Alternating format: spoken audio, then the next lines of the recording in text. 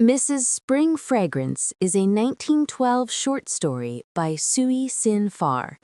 In the story, Mrs. Spring Fragrance, a Chinese immigrant living in Seattle, is traveling in California. In letters to her husband and friend, she demonstrates her concern for what's happening at her home in Seattle while she is away. Which quotation from Mrs. Spring Fragrance's letters most effectively illustrates the claim? A. My honorable cousin is preparing for the 5th Moon Festival and wishes me to compound for the occasion some American fudge, for which delectable sweet, made by my clumsy hands, you have sometimes shown a slight prejudice. B. Next week, I accompany Aoi to the beauteous town of San José.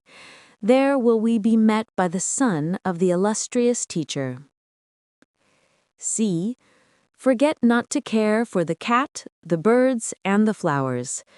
Do not eat too quickly nor fan too vigorously now that the weather is warming. D. I am enjoying a most agreeable visit, and American friends, as also our own, strive benevolently for the accomplishment of my pleasure. So question number 14 is about a 1912 short story by Sui Sin Far. It's called as Mrs. Spring Fragrance. So what's happening in the story?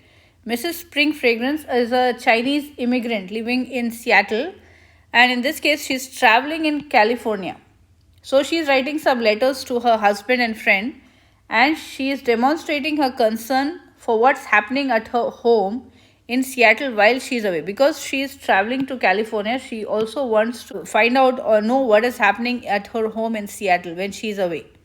And which quotation from Mrs. Spring's Fragrance letters most effectively illustrates the claim? So if you said C, well done, that is the correct answer.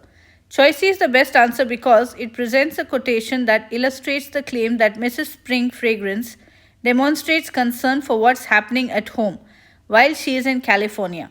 By giving reminders to care for the cat, the birds, and the flowers, not eat too quickly, and avoiding engaging in strenuous activity in the heat, Mrs. Spring Fragrance shows that she's thinking about what's happening at home and wants to ensure everything is taken care of. Care for the cats, birds, and flowers, and don't eat too quickly. So all these things showing her concern for the house.